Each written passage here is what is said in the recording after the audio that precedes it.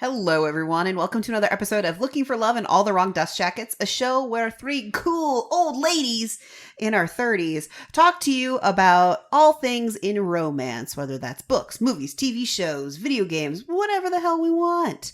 My name is Liz. I'm Danny, and I would like to know when we were ever cool. And I'm Old Lady Wiggles. Welcome to the show. Before we get started, though, if you've ever listened to us before, you've figured this out. We are crass bitches, so that's just a little taste of the swearing and unfiltered nature you're gonna get. So just a warning, if you don't like that, Fuck off! There you go. No, well, it's cool if that's not okay with you, but kindly fuck off. There you go. This is why I have a Danny filter. Okay. So for this episode, we are you're listening about Legends Lattes by Travis Baldree? Baldree. Okay, but before we get into the book, let's go ahead and talk about what we've been consuming, reading, watching, listening to up till this point. Who wants to go first? I don't. You don't? I was really excited. Goddamn, Wiggles. I know. I thought you were like, oh my god, these things that I have listened and watched and to. I mean, I can go first, but my brain is trying to confuse two books at the moment. So for me, this week, I read The Matchmaker's Lonely Heart by Nancy Campbell Allen. It's one of, so far, a trilogy. I don't know if she's going to expand on it because I've only read the first book, but this first one is kind of like if Jane Austen and Agatha Christie had a baby, they would write this style of book.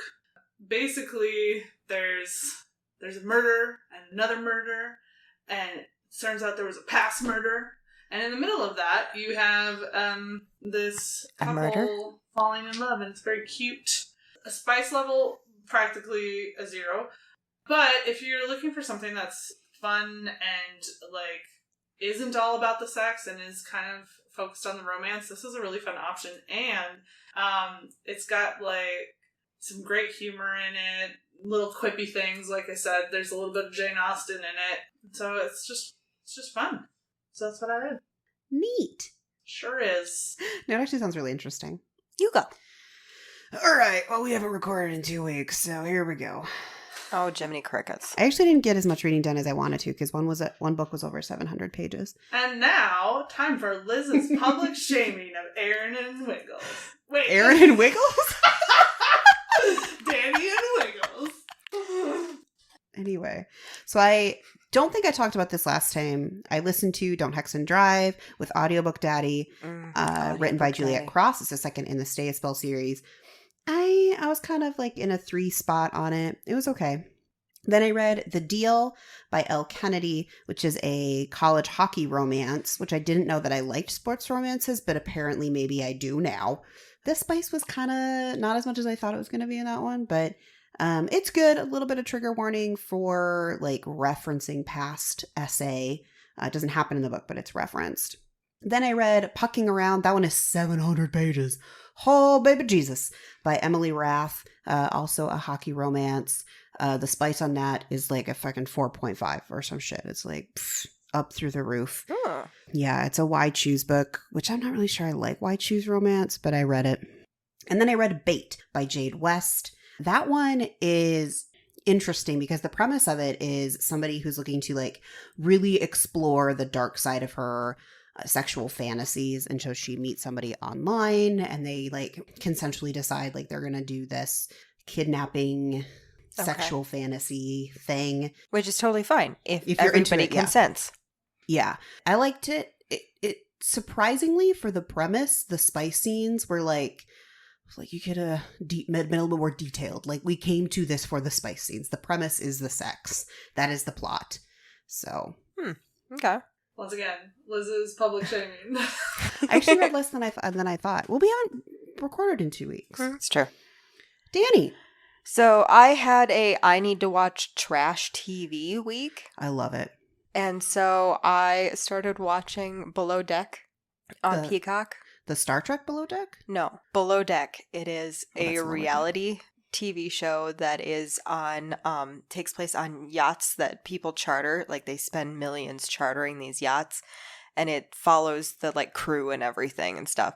There is a lot of spice in it because they live in very short, very close quarters, and so shit goes down and anger, and it's reality TV, so it's trash. Right. But I am really excited because today I had a delivery of a book that I ordered, which is called The Fourth Wing. Yes, The Fourth Wing. It's by Rebecca Yaros, and it's about dragon riders. And I'm really excited to read it. I don't know a whole lot about it or anything. I saw a TikTok and then was like, ooh, I want to go to there. I've read it. I told you about it. I'm so sorry. God damn it. Nobody listens to me. I'm really curious, just because it seems to be so polarizing. Like, you either love it or you hate it. What could happen in this book to make it that strong a reaction? I think my opinion on that is just people go into the book with specific expectations, and you either get those or you don't.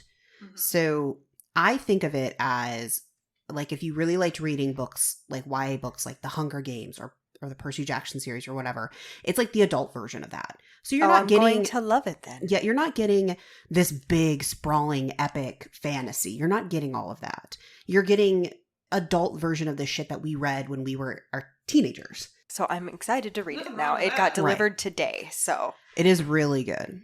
I mean, is there some like either plot holes or, writing problems? Yeah, there is, but I mean, now very few books are perfect. So yeah. So Thank I am excited to read that. But yeah, I mostly watched trash TV because I had a day that I was sick last week. So I thought about having a trash TV day. Like, there's just every now and then you just need a trash TV day. yeah.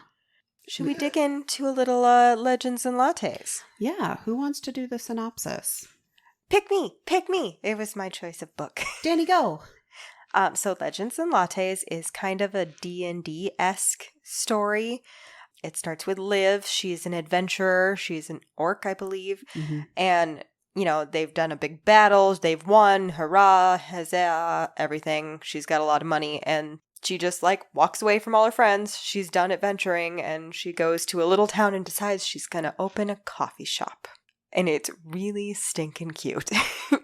And she has a bit of magic that shows her exactly where she's supposed to put the coffee shop and to kind of make things lucky for her and everything to build the coffee shop up. And so she finds some really cool people along the way to help her, and it's really sweet. It honestly is. It is so stinking cute. I love it.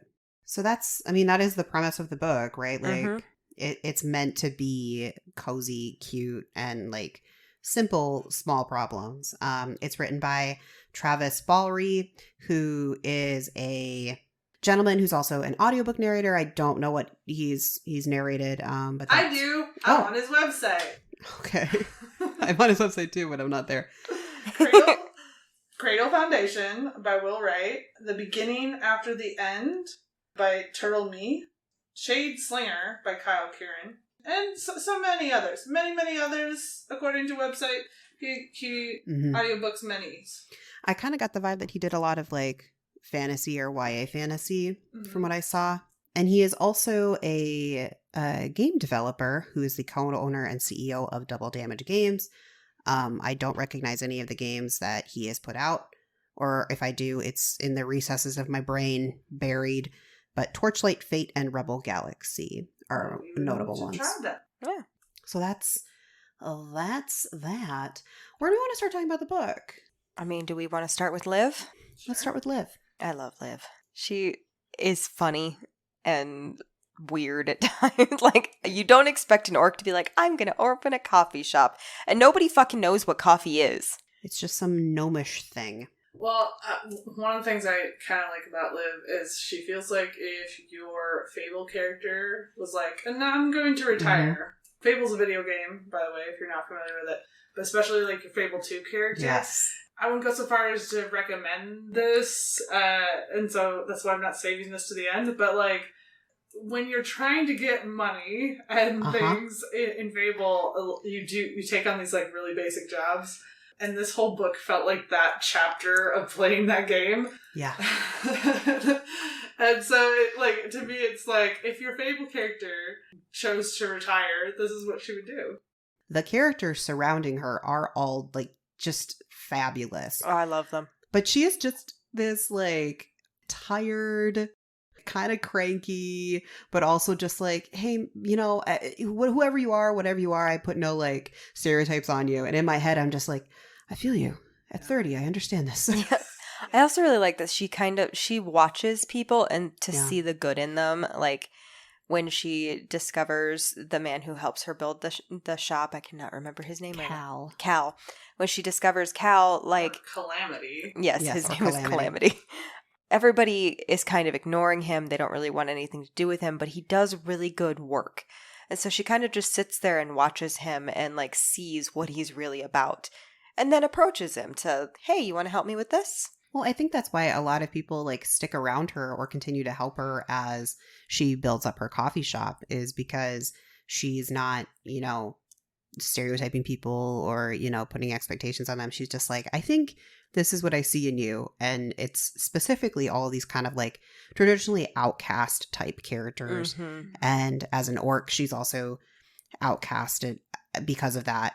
And so she just doesn't allow people's race to, what you would say in D&D is your race, to define them.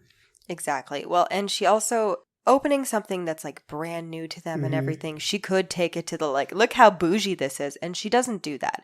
She is trying to stick with the common people. She wants, you know, she wants it to be a cute neighborhood coffee shop. Well, one of my favorite moments is she doesn't get excited when she just first starts getting customers and stuff like that. Like she's still like very like, yeah, it's good, but it's not it yet. And her moment is when she sees somebody else react the way she reacted to having her first cup of coffee. Mm-hmm. And I really like that because there's so many things that we as a human race can kind of connect on. And one of them is just wanting somebody to feel the joy that we have felt. Mm-hmm. And that's what that felt like. It was just like this moment of like, okay, but like, try this. Just like, it's put your Oreos in your peanut butter. Oh my God. That's so great.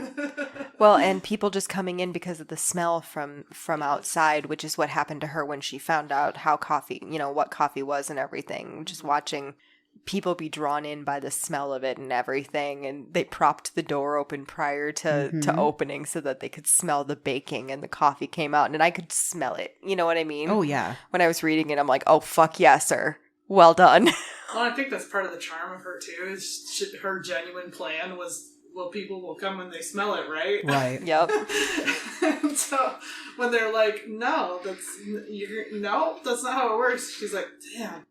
Well, she plans everything out until the actual coffee shop opens. Like, she has everything kind of planned out of like how to find the space, how to fix it up, how to like get all the materials, because nobody knows what coffee is in Thune, so she has to get like a coffee maker and stuff imported. And then the planning stops, and she even goes, I didn't think what happens next. Well, and she didn't think about any advertising. I know. Thank goodness for Tandri. Is Tandri is how you say her name? I think so, but I'm not the one who listened to the audiobook this time. That is how you say her name. Tandri. Tandri. Oh, Tandri. Not to totally abandon Liv, but while we're on the topic of Tandri, in the book she's frequently referred to as succubus, but like I think race-wise she's a tiefling, right? Yeah, so if you replace everybody in this book with their D&D corresponding races, Liv is an orc, and in D&D she probably would actually be more of a half orc. Yeah. Tandri is considered a succubus in the book. In D&D it'd be a tiefling. Cal is a hob in the book. In D&D it'd be a halfling. Gnomes are still gnomes. Thimble, who's like a rat man. Ratskin. Ratskin. I know there is something equivalent in D&D, but my brain cannot think of it right now. The only thing I can think of is maybe like a tabaxi, but like a rat version. I thought there was rat people. There could in be D&D, but you know more about D&D than I do. I like lore. We have a lore book just for the Sword Coast, and I've read that thing so many times. It's lovely. Okay. But anyway, so now you know what they look like. If you know anything about D&D, that's what they look like. Yeah, so, like, the whole time I kind of got the vibe that, like, Viv sort of puts it on that she's, like, so lucky to have her, but I think, like, Tandri the whole time was like, I'm so lucky to find a place to hide out. Oh, yeah, totally. That's, absolutely. like, her response to all of it is, you know, she is being seen, again, by Liv. Oh, shit, we've been calling her Liv the whole time. It's Viv. By Viv. Damn it. I'm so sorry. I knew that too, and I was still like, yeah, Liv. That's I was down with it. It's Viv. the spirit of Liv Tyler, who is not dead. I was going to say, did I miss something? No. Feel like that's something I would have been informed about. Anyway, so Tandri is seen by Viv, but she also just gets to, like, be herself in this space. She gets to do art, which is important to her, and, you know, she gets to... Well, she's helping... is given the room to breathe, I feel like. Well, yeah, because she also kind of just takes a little bit of ownership in how the marketing works, or, like, how are we going to sell this? What are we doing here? And what are we selling it for? Because, like, when it comes to, like, the cinnamon rolls and everything, Viv is like, oh, what about 2? And she's like, nah, 4. 4, bitch. Yeah. And that's what they stuck it with it. My God, the way he described all of the baked goods, I was like, I want those now. I know. I was like, God damn, I want to go to there. I did really enjoy, like, the thing where they would, like, call up the menu again and like list down everything that they've added. I thought that was really cute. It was super cute. Thimble is just cute in general. Thimble was my favorite character. Oh yeah, for sure. This little rat man creature. I love the fact that he just, like, really never talked and just kind of pointed and, like, just kind of, like, grunted or whatever, except for, like, the few times he would talk. Or he would, like, write out a list and just like walk up and tug on her shirt. Yes. I liked the description of it too, because it was something along the lines of, while he did communicate, he would vastly prefer to not be talking. I literally read that and went, same, dude, same. But he's another example of Viv just, like, seeing somebody and putting the pieces together of, there's this man that comes in every day and he's covered in flour. We could sell baked goods. Maybe this person will bake goods for me to sell. Or at least know... What was he doing is what I want to know. I want the Thimble backstory. I know. Why were you covered in flour, bro? You training for your own little, like, in-world bake-off? Like, what is happening? I mean, maybe he just really enjoyed baking. Well, he also must have at least shared it with some people, because the spice shop guy was like, he's a genius. Yeah. Yeah. Well, and she basically took these people in. Like, they don't live there. Well, Tandri does at one point, but they don't live there, but she pays them fair wages, which is not always done in the world of D&D and everything, you know. She's paying them fair wages. She gets their opinions on certain things and how to, like, she never is like, I need you to do, like, she's not ordery. Yeah. She asks them about their opinions. It's like when it's so fucking hot in there because they're baking and they've got the coffee machine going and everything. She calls Cal because she's like, is there some sort of solution we can... I'm dying. That was one of my favorite things, is that Cal just came back constantly. Yep. He's in there in the beginning to help fix up the shop, and then he just, like, comes back repeatedly, and then also kind of becomes this voice of reason for Viv of, like, lady, you're thinking of this all wrong. Yes, and somehow becomes the person that can reach her when she's like, everything's ruined, I don't give a shit. In the reading in the audiobook, she's, like, very violent. She's, like, very mean and loud about it.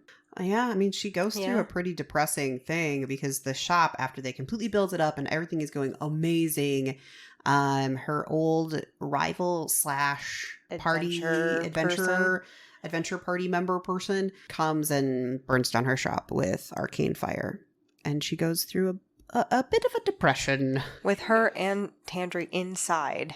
Yes. Yeah, man. God love the cat. I don't remember that asswipe's name, but he is... I don't remember his name either. Fucker, though. Thought it started with an F. Fuckface. No, that's the other elf. Oh. Fennis is the elf that actually gets her the meeting with the magical lady. Oh, yeah. And I love the big cat. What is it again? They just said it was a dire cat. Dire cat. Amity. Yeah. She was huge, and that's the only reason that they got out of the coffee shop when it burnt down is because Amity woke them up. Oh, you're right. Fennis is the shithead. Okay, yay. Yeah, Fennis is the shithead who burns it down. But there's a different elven man who's Tavis. Or Tavis is the gentleman who gets her the meeting. Fennis is a and that's the show, fuckface. guys. So I will say though, so we're talking about all the like random side characters. There is one that I loved, but we never got to know anything about him, and that's Darius, the chess bro. The old man, the old gnome playing chess. I think that he he's probably is like Viv. Like that's the kind of vibe I got from him, is that he's retired. Well, he even says it at one point, but I'm talking about the time shit. Yeah, And I think he's time travels or something. He does some fuckery with time because he's like, oh yeah, maybe not yet. Or he's like, oh, but I've done that before when he's playing chess. And she's like, you're not moving the other pieces. He's like, oh, I've done it before. But he gives it like not like a, I've played chess before, but like a, Right. I've been here before thing. Yeah. And so there's some friggity fucking, this is not the only book in the series, so maybe it would be explained further down. I don't know about that. I do know is it Bookstore and Bone Dust, or Bone Dust and Bookstore is actually a prequel to this. I think it's when Viv originally Okay. learns about the coffee. At the very least, it is a prequel. I know that. And it's still a Viv. I will say throughout this entire thing, while I was listening to it, I could also sort of hear like DM interjections. Mm-hmm. Like I could just like hear that, or like, so you wake to the feeling that something is wrong and the cat is staring at you and yowling. Like Right. I just like throughout the entire thing, it just felt like there was a secret second layer that's just the DM telling you what's happening. Yeah. Which, for well sure. done. That's... Mm-hmm. But you don't need to have ever played D&D to enjoy this No, book. absolutely not. I think it would be less enjoyable if you have no experience with fantasy at all. Yeah. I think there's still something to enjoy there, but you'll be spending a lot of time trying to figure out what things are. Yeah. Mhm. It is a book that just sort of feels like the lost chapter of a fantasy novel, you know? About those side characters that you're like, I wonder what their life was like. This is it. This is what their life was like. And I just love how she builds herself like a family. You know, she builds all these people who support her, and she doesn't even realize how much they're supporting her until the world turns upside down. And isn't that all of us, though? We go out into the world and we make our connections, but you don't know which ones are real until they're tested. Mm-hmm.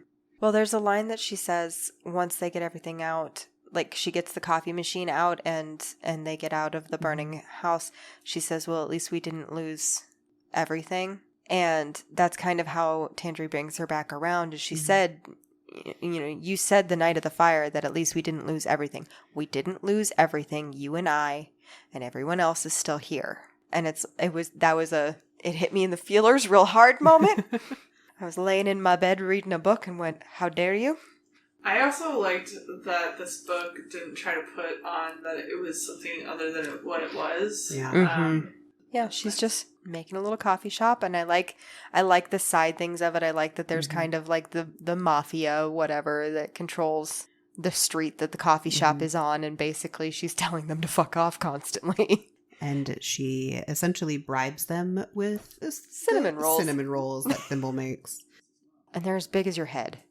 Well, and I think everybody that Viv runs into, not everybody, but like everybody that she has a positive reaction with, there's always like something that they connect on. And that's what Darius, or whatever the time traveling gnome buddy, says about the Scalverts. Is this how you say it? Stone, her magical item that's kind of leading her to put this coffee shop here in this city, is it brings people, like-minded people, together. Yes. And that just continues to happen for her. Yeah, it's not that it's actually being lucky for her. It's bringing together people that are necessary for her life, essentially, is what's happening. Well, and they talk about how they don't understand how the magic works, and so she just thinks that it just, like, gives her what she needs, like it's the room of requirement in Harry Potter. Right. What it's really doing is, like you said, bringing like-minded people together, but because you have that, you get this joint building tower of support. Well, and all of these people that it brings together all are kind of trying to, like, start something or find themselves, or, like, they're not currently in something successful. So, like, Cal, because he's a hob, doesn't get the recognition as a carpenter and shipwright, ship maker, ship person who build boat. Yep, person who build boat. That's how it goes. Tandri essentially left the mages college that has an actual name because, you know, as a succubus, she was looked down upon. Yeah. And Thimble, we don't really know. We have no idea, but he just shows up and bakes things. So there's that. I feel like that was Thimble's life before, though. Like, nobody really knew what he was doing, and I feel like he was, like, probably 10 more bad things away from concocting something truly evil. Yeah. And then there's Pendry, the bard. Oh, Pendry. Who is from a family of stonemasons or something, we eventually find out. Yep. And just shows up and is trying to get enough confidence to play the lute. So I have this theory about his music. In the audiobook, the narrator does, like, sing a little bit when he sings. Oh. I think that the, like, screeching music is rock and roll. That's kind of what it came across as, yeah. It was really cute, though, when he came to help with the things, and they're like, oh, she's like, oh, you're a pretty good stonemason. And he goes, yeah, it's the family business. And they're like, of course it is. Of course, that's what his family business is. He eventually gets paid to play his lute. She pays him to come in and play. I'll pay you to play your lute. Also, some girls are trying to jump on his jock, and it cracks me up. Yeah, they are. Yeah, he's like a little band of groupies.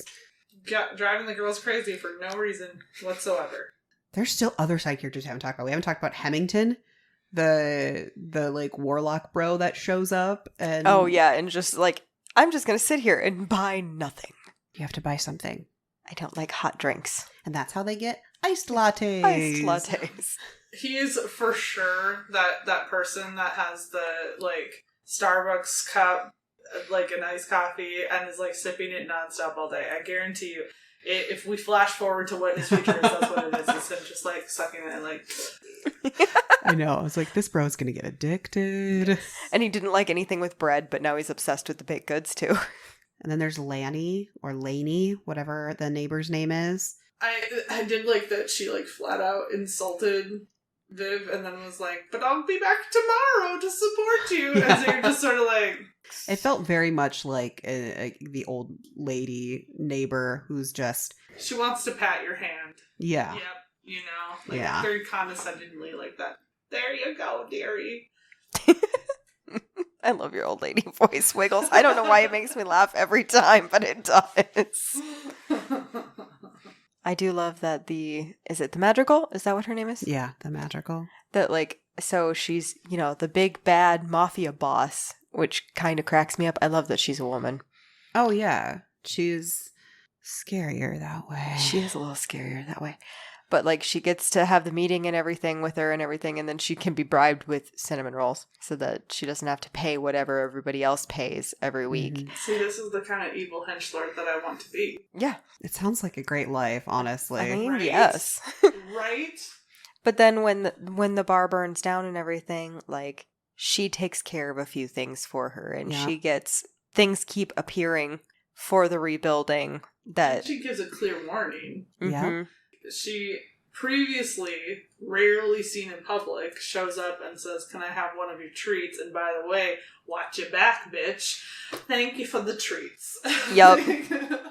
I also love that she knew about the Scalvert Stone, but didn't want it. She's just like, I know that you have this, like, magic that could be impacting, like, your fortune or bringing good fortune, but that's not... You keep that. I don't want it. Well, and I think she thought that something bad would happen if she tried to take it, which could be argued that it did. Right. But not to Viv. Well, we don't know because there's a hint at the end that Fennis found some other like-minded thievery assholes when he stole the stone from Viv. Did you all read the to fill the pages section? No, I did not. Did you? I listened to like the beginning of it, and then I had to stop because y'all were here. Oh, okay. You really were cutting. You were really cutting it close tonight. I think that maybe that gives us a glimpse into what we're talking about. Sure. And I know this, we're normally a romance spicy book podcast. There is romance in this, not a lot. They do a nice like picnic. Yep. I sure thought that one bed thing was going to come into play, and it did not. Yeah. No. Butt to butt. They went butt to butt, although there was a mention of a tail that cracked me up a little bit. But still not enough tail action. yes, still not. There is no tail action. But yeah, no spice in this book, but I do like the little hints of romance. There's not a ton of romance either, honestly. No. Well, and it feels gentle. Yes. Right? Like it's one of those where I think even that first kiss isn't even we're romantic now. It's we're gonna try this. Mm-hmm. We're talking about Viv and Tandri, just to yes. clarify that. I liked it though because it was more about their friendship and like relationship there than the romance. It was almost as if they were like becoming best friends and partners in life, and then being like, what if we also... Yeah, but what if... Yeah. I really enjoyed that portion of it too. Mm-hmm. Like, which is weird because, I am the spice queen in this podcast. Uh-huh. I am constantly the one that's like, all of the spice. And this was my choice. And there is none. No. But it was highly enjoyable. It was just cute. And sometimes so you just want to read something where everything is just kind of cute. Although, I will say this. The fact that it's being categorized as a romance, I think, is a big misnomer. That is people who don't know what a romance is. It doesn't meet any of the key points you have to hit to be a romance novel. I would agree with that. I wonder if it's just that's fine. It was an enjoyable change of pace, but technically, we are not promoting this as a romance novel. No, it's really not a romance novel. It was very good, but it's not really a romance novel. It is exactly what the extended title says it is: low stakes fantasy. It is not a romance. It's not a romantasy. It's just, it has a very light, a LaCroix, if you will, of romance.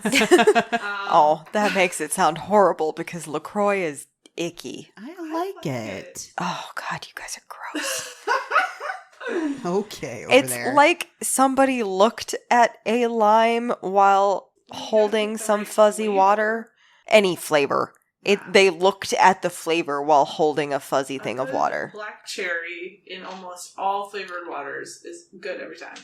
I don't like black cherry, but I don't think you're going to debate with Dani. She's drinking full strength Pepsi. Ugh. All of the Pepsi. So one of the things that I really liked is her having to kind of relearn how to deal with the world, because her instinct is to beat a skull in. Mm-hmm. That's how she's been trained. That's how she's lived her life. That's how she's worked. But so when she decides that she's going to buy this, it's a livery. So it's where they kept horses, is what she built the coffee shop out of. So when she decides she's going to build this and everything, she needs to set her sword aside, which is called Black Blood. And so she puts it in the hayloft because she doesn't want to have the temptation of it and everything. And then when she starts to be threatened by the mafia bullshit that is in this little town, which still cracks me up. It's not a big town. Why is there a mafia? We don't really know how big it is, do we? Yeah. Yeah, true. But yeah, so then when they are in the process of, when her and Cal are in the process of rebuilding the livery into this coffee shop, he talks her into putting the sword on the wall as kind of a message. And it isn't until they actually start the tavern and everything that she gets talked into the fact that she can't go there even once, even to scare them away or anything, because it's not going to go well. It's a slippery slope. It is a very slippery slope. And once she allows herself to do that, it's going to be all the easier to do it again. Well, and I thought the author did a really good job of explaining that through Tandri, who literally just said that. Like, what happens? She decides she pulls the sword off the wall one time. And then, oh, we need money to get through the lean season, so we take on extra contracts. Oh, we, XYZ. And just explaining why, even though as the reader, I'm like, just fucking punch a face, man. Mm-hmm. But Always. does a good job of explaining, like, if you do that once, where do you stop? Exactly. And I really appreciated that part of it. It's like, okay, yeah, because it would be a huge adjustment to have to relearn how to function in everyday life when you're used to getting your way because you're going to bust a skull. She's not a small person. She literally, when she was taking junk to the, like, I don't know, garbage or wherever it was, I guess, dump yard or whatever they use as a dump yard, she, instead of having a horse-drawn cart because horses don't like orcs, she literally is just pulling it herself, full of all this stone and shit. And so, like, yeah, it would be really difficult to have to relearn how to function in a society that you never were in before, really. Well, and she spent years honing a number of skills, sword fighting, probably intimidation, just, throwing muscles around and stuff. And all of a sudden she either can't use that to get her way or she doesn't want to be that person anymore. And one thing that I also kind of appreciated, that she also has to kind of relearn how to appropriately take care of herself, because even after she's turned this into a beautiful place, she doesn't have a fucking bed, because she's like, it's fine, I'll do that eventually. It's like, nah, girl, get a bed. Right. Like, you're so busy making sure that you have everything that everybody else needs to make this work, and it's like, you can spend a little bit to give yourself a comfortable place to rest at night. Especially because she's constantly having back pain from all of her adventuring. And probably from sleeping on a hayloft floor. Yeah. And sleeping out in the middle of the fucking forest on the ground. Yeah. Undoubtedly. If we want to talk about why I wouldn't survive in a fantasy world, right there. Right fucking there. Of like, our party's just going to make camp here. Are you fucking kidding me? It's the hard-ass ground. No, we're going to town. We're getting a motel. I don't care. I can't do it. That's why you'd have to be a mage, Wiggles, so that you could just, like, magically make your own, like, bedding or some shit. Yeah, 100%. Could not go in as just, like, a fighter or something. No. No. I like to be comfortable, thank you very much. I do like my bed. Also, I like being single because I can starfish all over that fucking bed and nobody's gotta have a problem. You would think, for how long I've been single, that would be a thing I want to do. I don't really. Pretty much curl up on one side no matter what. I mean, I mostly do, but then occasionally I, like, force myself to be like, no, you know what? This is my entire fucking bed. And then I also have to have the argument with the cat, who is only 8 pounds and somehow still wins. My cats win all the time. Eddie is really notorious for laying sideways like this, so that, like, I end up with, like, a quarter of the bed. Yeah. And he ends up with 3/4, and I'm like, how? Bitch, move over. I have actually been pushed out of my bed by my 8-pound cat. Yes. I was torn so badly between being mad. Gotta respect game, man. And just kind of impressed. I am not a small woman. When you were younger, and, like, you would end up having to, like, share a hotel room with, like, 3 other girls and then do the two queen bed things and, like, stuff like that. And you'd inevitably end up in the bed with the girl who won't, like, fucking lay still. So they slowly start creeping in on your space until you're, like, on the edge. And you're, like, ready to scream. And then you finally give up, get out of bed, and go over to the other side. Is that you and your cat? Yes. So, one thing I really like about this is the continuation of the found cat trope. They will find you when it is your time. And I love that the cat is also simultaneously somehow part dog and cat, and, like, some, like, weird omen teller. Like, it's like, by the way, where's this cat coming from? I don't know, but I wanted it. Yeah. Oh, I wanted it too. Amity. I also really love that she just, like, is there when she feels like it. Yes. That's cats. right now, Eddie is circling our table, right? And wants to be all up in our business. But, like, in 2 hours, when I'm ready to go to bed and stuff like that, she will be like, I'm gonna go do my own thing. So, bye! Really, Aria, when I go to bed, is like up my butt. It really depends on the night. If she's had a lot of attention with me, then she's like, okay, that was like a lot, and I'm gonna go find a hidey hole. And if it hasn't been a lot of attention recently, so actually tonight she might be really clingy because I've been away, that's when she turns into the lap cat of like, I will find you. I will find the lap. I will make you sit until I am done. And kind of this dire cat kind of does that. Yeah. As well. Like, I can definitely see this cat becoming, like, fully domesticated.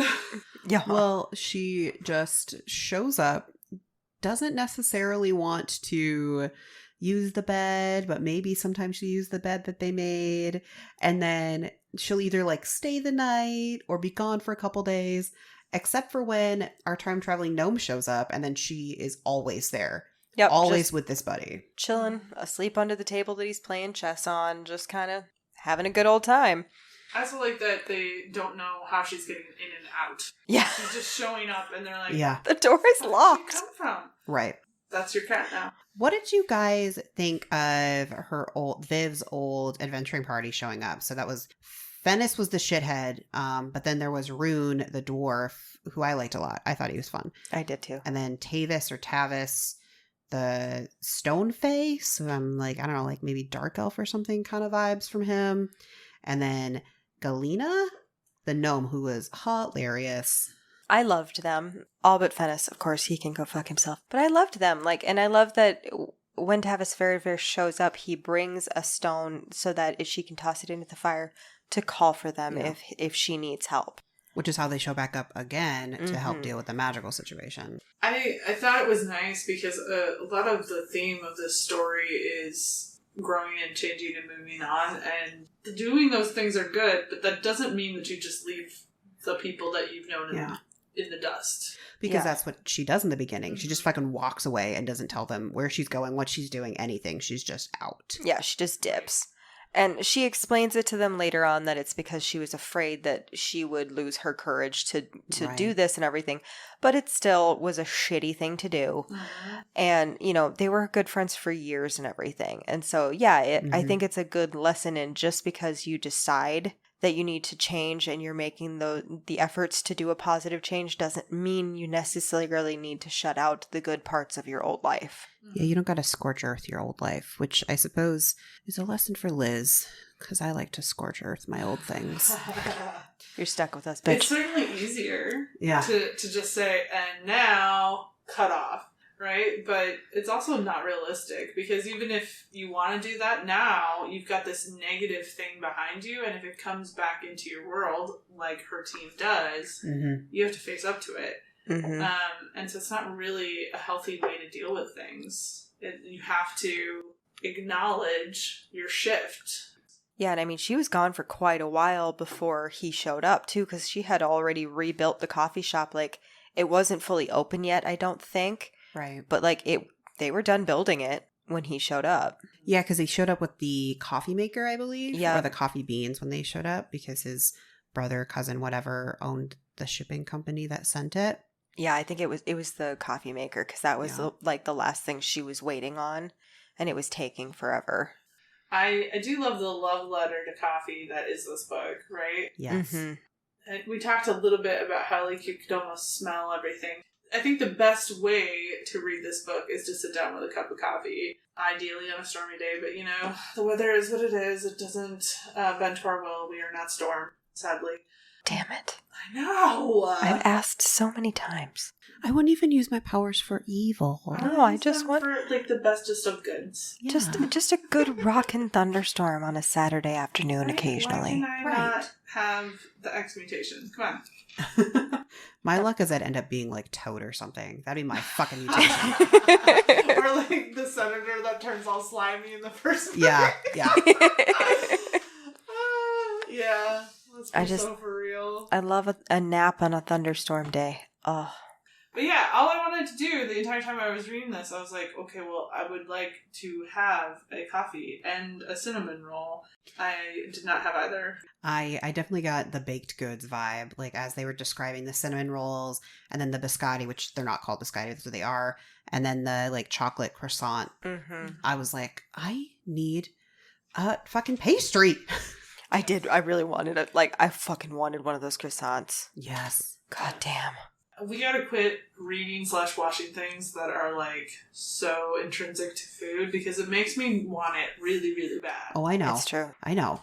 There wasn't cheese in this one. I don't Unless they used cream cheese for the frosting. Well, I mean, maybe you did, but there wasn't like a love of cheese. I think maybe she had cheese on one of their picnics or something, and they had that port wine. Maybe that's the sequel.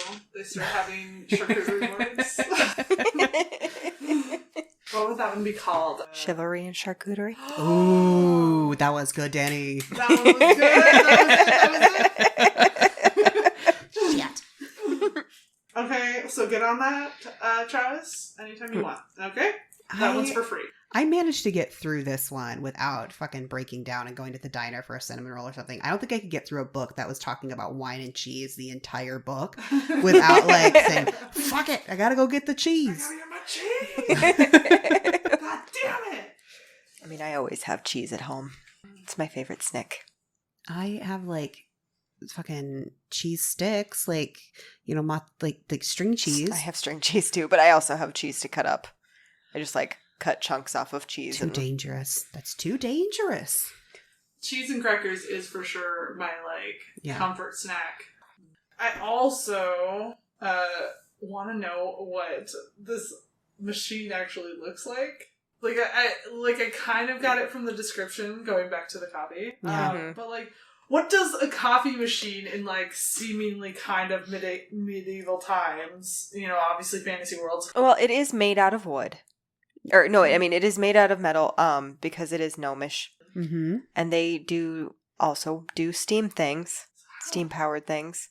Well, she talks about having to build a fire inside of the machine or under the machine. I just envision a modern day espresso machine or one you'd see at a coffee shop, but more steampunk with more gears and dials and things. Toggles. Yeah. I for some reason think toggles. Yeah, and levers, yes, big fucking levers that you'd see on old slot machines. Pull the lever, crunk. Yes. A mad scientist machine. Yeah, pretty close. Yeah. And what comes out is the nectar of life. The good coffee. What do they call it? The bean water or bean water? Yeah, that did make me laugh because a couple of years ago, in teasing some people, I started calling it bean juice, and they were like, that sounds gross. And I was like, what do you think it is? It's bean juice. And so then every time I saw them, I had to be like, get me the bean juice with the moo juice. Oh my God. I do really love how he explained the coffee a lot because and just the baked goods and stuff, everyththing was something that as a modern person, I could understand, go get cardamom. I'm like, I know what cardamom is. But just the way he explained, everybody's like, what the fuck is cardamom? Or these cinnamon rolls, what the fuck is this thing? It reminds me of playing D&D or watching a show of D&D, that thing of oh, oops, we just invented cinnamon rolls in this world, right? Did biscotti exist before? That was my favorite as somebody who has binged all of the Great British Bake Off multiple times a season when he was baking the biscotti, and I was like, that's biscotti. Anytime that anyone's baking anything, my brain immediately goes, don't have a soggy bottom. I can't have a soggy bottom. Mary will fucking find you, and she will murder you. I will say, though, of the pastries that Thimble was making, those were some of the complicated ones. Mm-hmm. He was making a croissant. Well, it's clearly our man's Thimble has been doing like I said, his own Great British Bake Off at home. Just yes. Paul Hollywood says it needs to rise more. Please improve. And they didn't know what chocolate was, and he was just like, try some. And they were like, oh, it's kind of bitter, but okay. And he's like, wait. I loved every time he interacted and he explained like how you have to dunk the whatever they called the biscotti, whatever kind of biscuits they called them in the book. It's like, no, dunk it in the coffee. Here's the thing, Just though, like, it's so like great. without even knowing it, you were very close to the voice that he did in the narration. Really? Yes. Because that's why I heard Yes. his voice. Is like, That was very on point. I love it. Well, and I just like that. So they had been talking about the fact that, you know, they didn't have enough room to bake all the things at the same time in the oven that they had. And it's too bad that they wouldn't keep. And so his solution was the, whatever they were called, the biscotti, because they could keep for a couple of days without going bad. And not that I think they had that. If they're a bit dry. If they're too moist, they bend it in an unsavory way. Well, and then you can't dunk it right because it's supposed to be dunked in the coffee. Right. I don't know why so many people are anti-hard cookies or biscuits if you're on the other side of the pond. Those are so good. It depends on what it is. So I love a lot of cookies a little underbaked actually, but especially like peanut butter cookies, that needs to be like a little questionable when it comes out of the oven. But like I like my molasses cookies to be harder. Same. But that's because you dunk them. When I was a kid, I used to ask my mom to almost burn them a little bit. Like, not like, they shouldn't be black. That darker brown that comes with, ooh, you better take them out of the oven now, or else. That was like, yes, that was how I liked it. The only thing I want on the like edge of being burned is Chex Mix. I mean, that's delicious as well.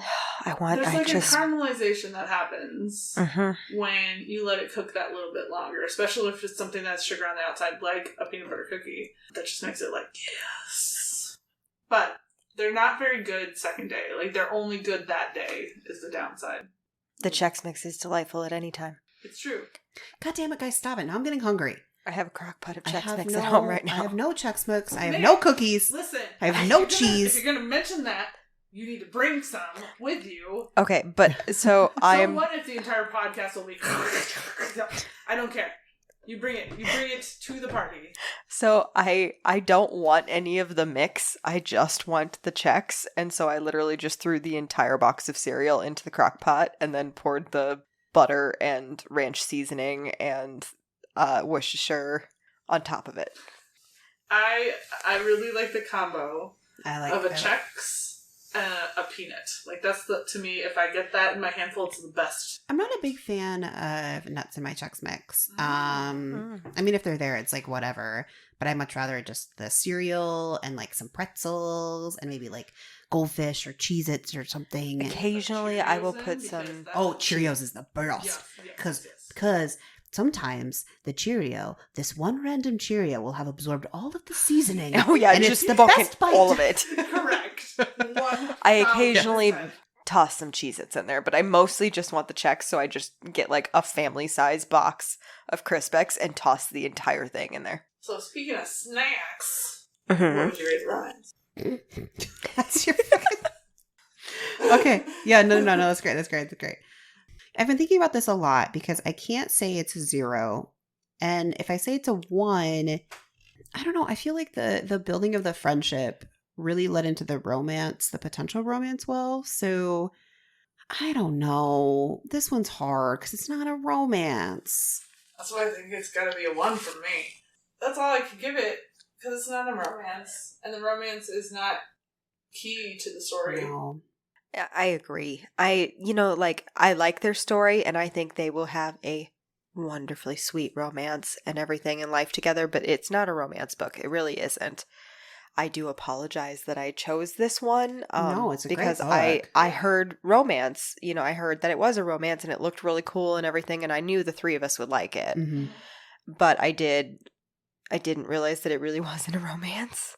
Well, and that's on how powerful things like TikTok are, because people will put this stuff out and then repeat it, and so you believe it, right? And it's like, no, this never should have been characterized as a romance. I will agree with the 1. In my head, like, I'm maybe closer to a 2, and the only reason is just because of the how the relationship grows, even though it's not romantic until the very end. I do also like at the very end, though, when she rebuilds the coffee house, that she builds a room for both her and Tandri, but it's not the same room. She's not putting any assumptions out there that they're going to continue or like do whatever. They each get their own room. I do really appreciate that she did that. You know, she's letting it blossom the way it should be, and she gets, you know, they get to live there, they can run it together and everything. Oh, we did not talk about the fact that she gives partial ownership to each and every one of them. And I do really appreciate that. Well, when you think about it, Tandri helped build that place as much as Viv did. Cal did as well. I mean, Cal got paid for it, but he rebuilt the coffee house after it burnt down. He rebuilt the second one and coordinated everything. Yep. And Thimble is just because of him that they have so much success, because they, you know, the food brought in a lot of people and got people to try the coffee. And that's exactly it. It's a coffee house and a bakery, and he owns the bakery for sure. So we can't really give it a spice rating. It's a 0, nothing. Right? It's a 0. There's nothing. There is no spice. At all, no. Other than the cardamom. But get out of here. Dear Lord, Wiggles. Here. That was the worst dad joke ever. I feel no regret. Fair enough. Okay, but what about your overall rating then? I gave it a 4. I really enjoyed this book. I gave it a 4 as well. I teetered even into a 4.5. And I think I'm going to stick there. I think I'm going to say this is a 4.5 for me. It is not a 5, purely because 5s have a feeling that come with it, right? This overwhelming, like, oh my God, I'm amazed feeling. And I didn't get that. But I think it was pretty good, not perfect, but very close to it for what it was. Mm-hmm. I gave it a 4 on Goodreads because I always round up, but for me it was a solid 3.5, which is not a bad rating. No. As we've discussed in the past, but like maybe it was the wrong timing, maybe I'm just not, maybe I just need, maybe low stakes fantasy just isn't for me, but I needed something to happen. And I think low stakes fantasy is definitely for me because I've read other books where the overall book isn't low stakes, but some of my favorite moments are the scenes where they're just like doing fucking chores, like chopping wood and shit for their house. Like those are still my favorite scenes sometimes. So well, then you will fucking love the later books in Outlander. I can't do. Oh my god. You know, so Diana Gabaldon at one point, I think it's in the 5th book, she just like is like telling us all about their very mundane, normal lives, and you're like, that's cool, but like you've gotten us here on the drama. So you gonna keep that going, or am I just going to read an entire chapter about Jamie chopping wood? Because I can't. I can't do it with Outlander though, because there's no uniqueness to it, right? Like that's just fucking historical romance, essentially at that point. Yeah.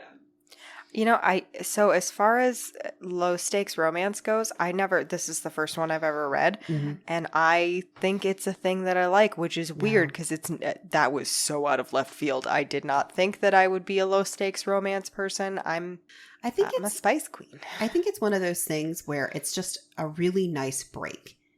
You read a whole variety of things, and sometimes you're like, I just want to kind of relax, and this is a book you can just like relax with. It was a really nice, like, I read it in a day. It wasn't super long. No. I chilled with the cat and, you know, had a good time of it. And I really did enjoy it. It was a good palate cleanser, for sure. Yeah, it was just charming. There were so many things about it that were just charming and fun and cute. And, of course, it had a big nostalgia factor for me because we all play D&D, but... like, I really enjoy the D&D aspect of it. I really enjoyed, like you said, you could almost hear, like, the DM in the background doing little, you know, in parts into it. And there was very much a nostalgia factor on that case for me. Yeah. So with all that in mind, what are your recommendations? Okay, I can go first. So I have a variety, and they all kind of hit different points in the book. So my first recommendation is not a fantasy at all. It is a contemporary, modern, real-life setting, and it's The Tanglewood Tea Shop by Lilac Mills.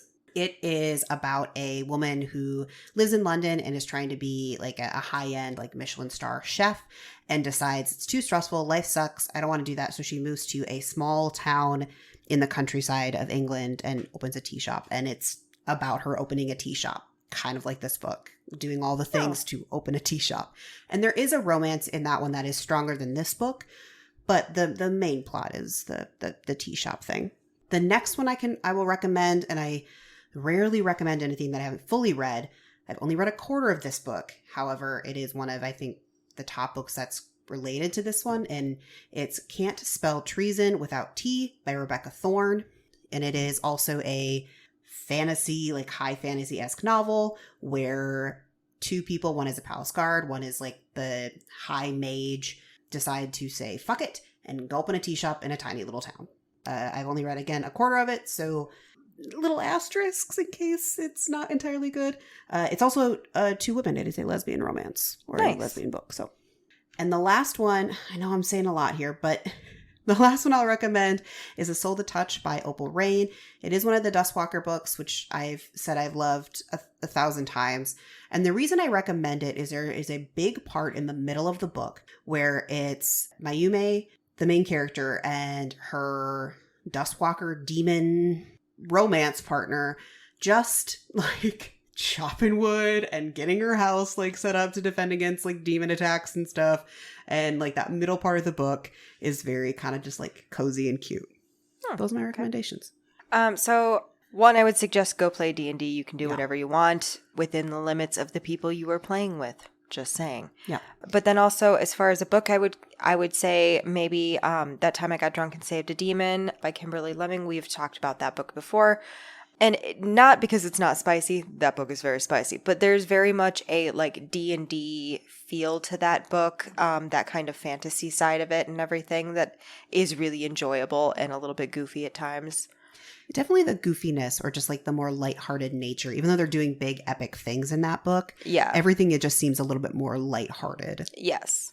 So my recommendation is not a romance, but there's significantly more romance in this book than this book had, so I don't feel bad about recommending it. Fair enough.